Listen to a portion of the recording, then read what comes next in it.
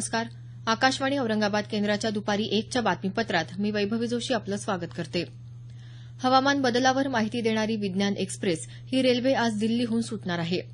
रेल्वेमंत्री सुरेश प्रभू यांच्या उपस्थितीत ही रेल्वे नवी दिल्लीहून प्रस्थान करेल. ही एक्सप्रेस संपूर्ण देशात भ्रमण करणार असून 20 राज्यातल्या 68 स्थानकावर तिचा मुक्काम असेल. या ठिकाणी नागरिकांना हे विज्ञान प्रदर्शन पाहता येईल.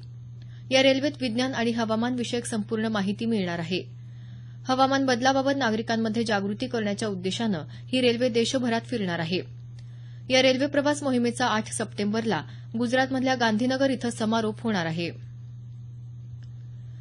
विमुद्रीकरणानंतर बँकेत 5 लाखांपेक्षा जास्त रकमेचा भरणा केलेल्या नागरिकांना आयकर विभागानं नोटीस बजावली आहे.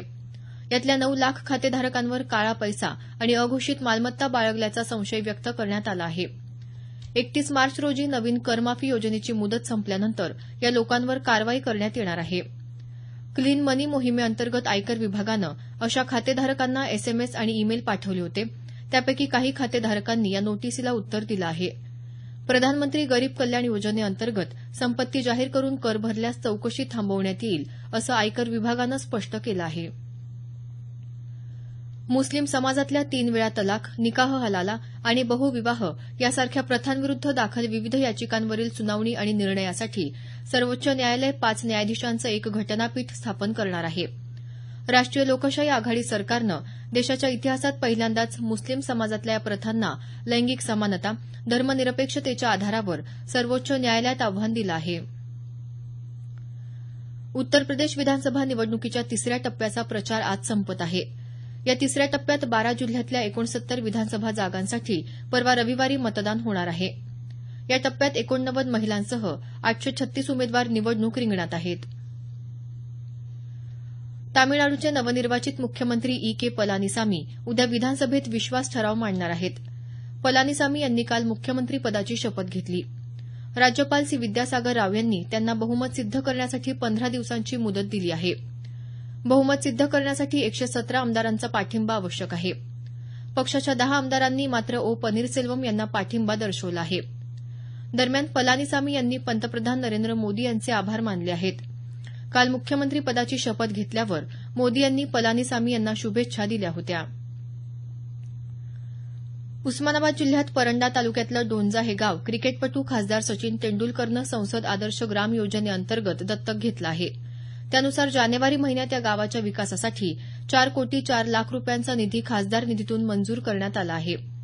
या निधीतून डोंजा गावात जिल्हा परिषदेच्या प्राथमिक शाळेची इमारत, पाणी पुरवठा, सिमेंट रस्ते, सांडपाणी व्यवस्था आदी कामं करण्यात येणार आहेत. महाराष्ट्र राज्य सांस्कृतिक धोरण 2010 अंतर्गत राज्यातल्या सर्व जिल्ह्याच्या ठिकाणी प्रतिवर्षी ग्रंथोत्सव हा उपक्रम आयोजित करण्यात येतो. हा उपक्रम राबवण्यासाठी सर्व जिल्हा माहिती अधिकाऱ्यांनी जिल्हा ग्रंथालय अधिकारी यांना सहकार्य करण्याचं आवाहन करण्यात आलं आहे.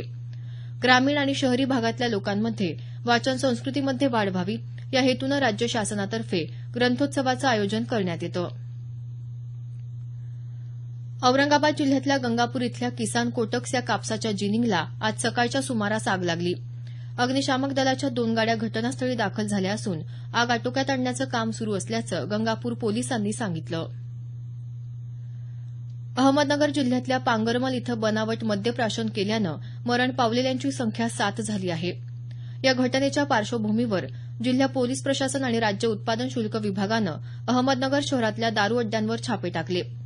यात जिल्हा रुग्णालय परिसरात एका उपाहारगृहात बनावट दारू तयार होत असल्याचं आढळून आल्यानं या उपाहारगृहाला टाळं ठोकण्यात आलं आहे. नवी दिल्ली इथं सुरू असलेल्या आयटीटीएफ आंतरराष्ट्रीय टेबल टेनिस स्पर्धेत 6 भारतीय खेळाडूंनी उपउपांत्यपूर्व फेरीत प्रवेश केला आहे. पुरुष एकेरीत अचंत शरद कमल, हरमीत देसाई आणि सानिल शेट्टी यांनी, तर महिला एकेरीत माउमा दास, मौसमी पॉल आणि सुतीर्था मुखर्जी यांनी अंतिम 16 मध्ये प्रवेश केला. याबरोबरच हे बातमीपत्र संपलं. आमचं यानंतरचं बातमीपत्र सायंकाळी 5:25 मिनिटांनी.